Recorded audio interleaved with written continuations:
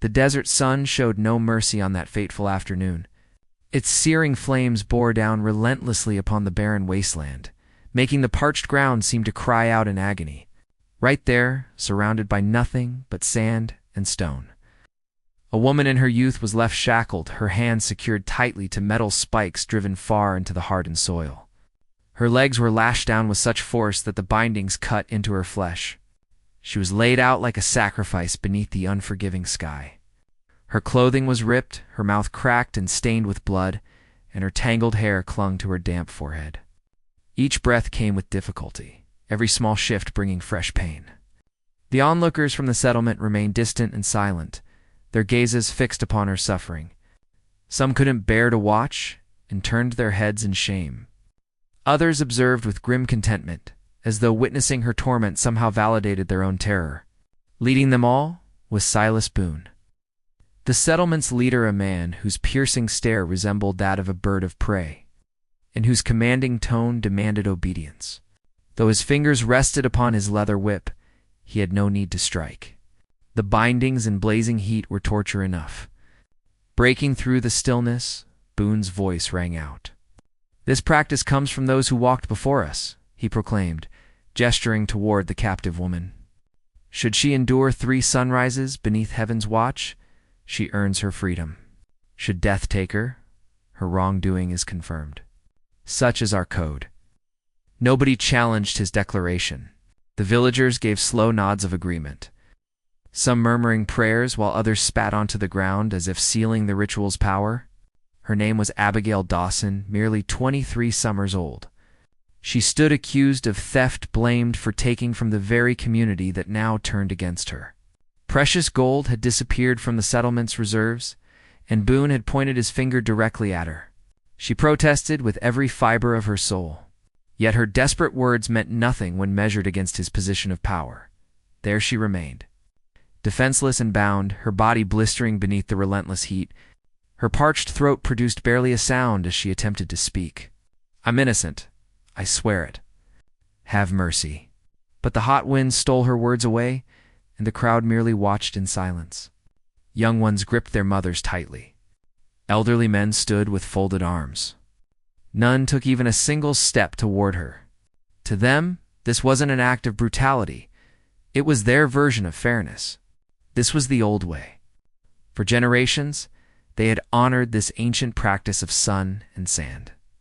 And to question it meant standing against the entire community. So they pivoted on their heels and departed, abandoning her to whatever fate the sky would deliver. The blazing orb climbed higher overhead. The scorching ground beneath Abigail seared her exposed skin. Her eyelids struggled to stay open, as if the simple act of consciousness demanded too much strength. Time dragged forward. Her reality shrank down to just the thundering of her pulse and the droning of insects hovering above the cracked earth. She detected the metallic taste of blood between her lips. Her voice had weakened beyond any cry now, just a faint murmur consumed by the wasteland. Yet even drowning in hopelessness, one persistent thought refused to release its grip. She refused to perish forgotten. She couldn't disappear without at least one person knowing her truth. Abigail's chapped lips quivered as she wished desperately that someone, anyone at all, might travel through this forsaken stretch and witness her suffering. But who could possibly appear? And even if someone did, would they possess the bravery to challenge generations of tradition? Would they confront Boone and his followers? Or simply continue onward, leaving her to the sun's cruel verdict?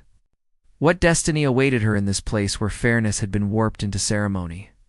The afternoon sun began its descent, yet its punishing heat continued to blister exposed flesh. Abigail's voice had diminished to merely a fractured whisper. She'd given up hope that anyone would arrive. Then she detected it, the distinct sound of hoofbeats grinding across the dried terrain. Measured, deliberate, her heavy eyelids struggled open, and through the shimmering heat waves, she made out a silhouette imposing figure mounted on horseback, back straight, advancing with the careful wariness of someone who'd survived combat and carried the memories. Elias Carter, 56 winters behind him, worked a ranch now, though he'd once been a warrior who returned from conflict bearing both wounds and hidden burdens. He'd deliberately chosen solitude instead of crowds, labor over joy, an isolated homestead instead of bustling settlements. But that chosen isolation shattered the instant he spotted her. A young woman staked to 4 metal posts, skin rubbed raw from restraints, lips torn from dehydration. She managed to raise her head just barely, forcing out the words, "Please, I'm desperate. Release me." Those words struck him with the force of a gunshot. He could have simply continued riding. That would have been the wiser move. Everyone in this territory understood not to interfere with Silas Boone and his peculiar customs. Yet Elias wasn't built to ignore another person's agony. Not following everything he'd witnessed during the war. Not after losing his own family because people refused to act. He dismounted from his steed. The brittle earth crunched beneath his worn boots. He dropped to one knee alongside Abigail, his shadow providing brief relief from the burning rays.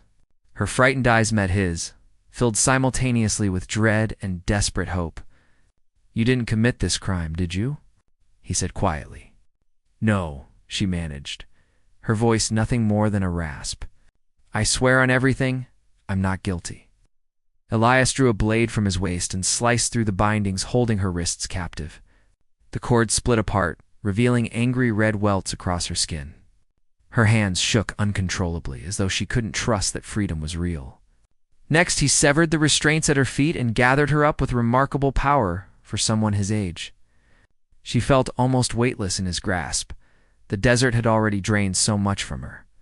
He moved toward his mount with her in his arms. Unknown to them both, a pair of settlers observed from the nearby hill, their expressions frozen in disbelief. They'd rush back to report to Boone before long. The rancher hadn't merely violated their code, he'd openly defied their sacred tradition. As Elias settled Abigail onto the saddle, her damaged voice emerged once more. "They'll execute you for this interference." Elias met her gaze, his expression set and determined. "I'd welcome them to attempt it," he responded firmly. And with a pull on the leather straps, his horse lurched forward, bearing them away from that cursed location. Yet neither passenger understood what dangers lurked just past the hillside. Would Boone and his enforcers simply allow their escape? Or was this merely the opening chapter of something far more perilous? Elias had scarcely guided his mount beyond the ridge when a harsh command cut through the air, "Halt immediately." "Carter." The words sliced sharply through the arid breeze. He tugged the reins and swiveled his head. Standing there was Silas Boone with 4 armed men flanking him. Boone's lengthy duster coat billowed in the wind, his palm positioned near his holstered weapon.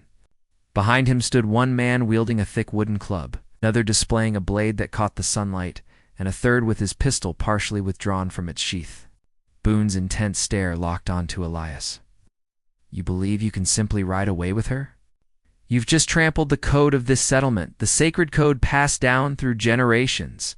Elias responded in measured, even tones. "That code isn't real justice, Silas. It's plain brutality, and you're fully aware she's no criminal. You simply needed a scapegoat." Boone's mouth twisted into a mirthless sneer. His men positioned themselves to obstruct the path forward. Abigail gripped the saddle's pommel tightly, her voice trembling with terror. "They're going to murder you." Elias adjusted his stance, his palm grazing his aged Colt's grip, though it remained holstered.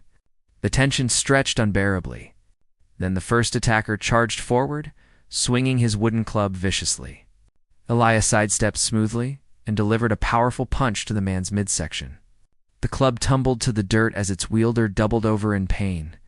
The second rushed in quickly, knife glinting. Elias seized his wrist, wrenched it sharply, and sent the weapon flying into the dust. A swift elbow strike to his jaw sent him sprawling. The third attacker raised his firearm. Abigail gasped in fear, but Elias reacted faster. He kicked the man's arm hard. The pistol discharged harmlessly toward the clouds as Elias brought him crashing down into the dirt. The final man froze completely, his eyes darting toward Boone for instruction. Boone remained motionless. His jaw clenched tightly, yet his hand lingered near his revolver without drawing. He recognized pushing this confrontation further would be foolish. Elias had seen real warfare, and Boone could read that truth in his steely gaze. The rancher wasn't making empty threats. Boone spat contemptuously into the dirt. This isn't over, Carter. Both you and that girl will answer for this. Mark my words. He spun sharply and signaled his men to retreat. The defeated men struggled upright, limping away with their dignity as shattered as their bodies. Silence descended once more. Elias breathed heavily but steadily. He mounted the horse beside Abigail, who regarded him with a mixture of terror and reverence. Neither uttered a word as they continued their journey, but both recognized this was merely the opening act. Boone had been publicly humiliated, and men of his nature never forgave such slights. Now the pressing question loomed large. Where could they possibly flee? And who, if anyone at all, would risk standing alongside them? If you're still following along, I truly appreciate it. Hit that subscribe button to stay updated on how this frontier tale unfolds. And while you're enjoying your beverage of choice, share with me what hour is it in your location, and from where are you tuning in? The settlement lay quiet as Elias steered his mount into the sheriff's compound. Abigail swayed precariously in the saddle, barely conscious, and Elias caught her before she tumbled. Sheriff Thomas Hale emerged from his headquarters, his palm resting on his belt as he observed their approach. "Elias Carter," he said deliberately. "Haven't laid eyes on you since the war ended, and now you appear with a young woman nearly unconscious. What on earth transpired?" Elias carried Abigail indoors and positioned her on a bench. Boone's name emerged from his mouth like something bitter. The sheriff's expression hardened immediately. "That individual has been acting like royalty for far too long," Hale muttered with disgust. He knelt beside Abigail, examined the raw marks from the ropes on her wrists, and shook his head gravely. "She requires water, nourishment, and proper rest. Her account rings true to me. However, simply believing her isn't sufficient. Will need solid evidence." He glanced back at Elias. "Grant me some time. I'll investigate thoroughly. I'll dispatch men to interrogate the merchants. I'll audit Boone's financial records and inspect his warehouse. If he's corrupt, we'll uncover it." Elias nodded in agreement. He had faith in this man. They'd once fought side by side in combat, and though the years had hardened them both, that fundamental connection endured. The following days crawled by with heavy tension. Abigail remained in a modest room adjacent to the sheriff's headquarters. Elias called on her frequently, sometimes bringing her bread or a tin mug of hot coffee. Initially, she spoke sparingly, her voice weakened from her ordeal in the wasteland. But gradually, she began revealing more. She shared memories of her parents, described the farmland she once cultivated, explained how everything collapsed when Boone's men laid accusations against her. Elias listened intently, his weathered features softening in the flickering candlelight. She inquired about his wartime experiences. He offered no heroic tales, only quiet accounts of endless nights and harsh dawns. They also shared comfortable silences as silences that conveyed more meaning than spoken words. One evening, Abigail looked directly at him, her eyes clear and steady for the first time. "You could have abandoned me out there. What stopped you?" Elias observed her thoughtfully for an extended moment. At last he replied, "Because nobody deserves such a death, and because I've already lost too much." She extended her hand across the table, her fingers lightly touching his. For that brief instant, the rancher who'd withdrawn from society felt something reawaken within him. But beyond those protective walls, trouble was brewing. Boone's enforcers moved through drinking establishments and back streets, spreading veiled threats. Sheriff Hale brought back intelligence, suggesting missing cargo, financial irregularities, and merchants willing to testify about Boone's illicit transactions. It was merely the start, yet enough to confirm the approaching storm. Elias stood at the window one night, observing the street lanterns flickering in the darkness. Abigail's voice pierced the quiet. "Do you believe we'll ever escape this situation, Elias?" He turned to face her, his features showing both concern and optimism. "I honestly don't know," he admitted, and that uncertainty hung heavily between them. Would the sheriff's probe be sufficient to topple Boone? Or would Boone attack first before the truth could emerge? The sheriff's probe advanced more rapidly than Boone anticipated. For multiple days, Sheriff Hale deployed men to interrogate merchants and examine old financial documents. Gradually, brick by brick, the truth took shape. Merchants testified. Documentation emerged. Gold deliveries meant for neighboring towns had disappeared completely, and every trail led back to a single individual. Silas Boone. Sheriff Hale rode into the settlement with Elias and Abigail accompanying him. The townspeople assembled, their expressions taut with tension as Hale presented the damning evidence. Boone protested loudly, hurled accusations of fabrication, but the mountain of proof was undeniable. And for the first time, the people observed him, not with fearful respect, but with burning anger. They'd cowered before him for years, but armed with the sheriff's evidence, their fear transformed into rage. Elias observed silently as voices escalated.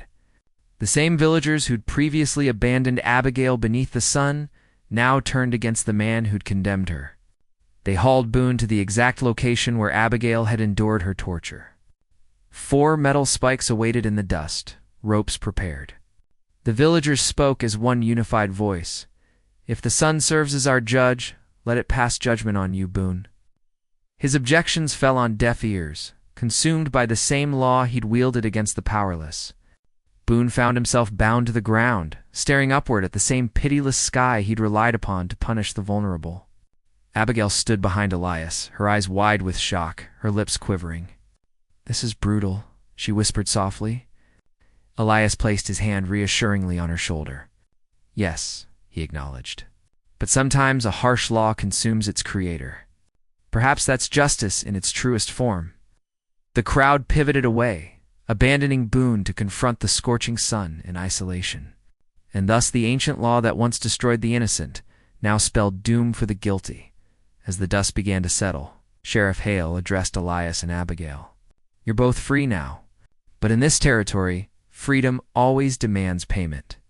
Remember that." They departed from the village together.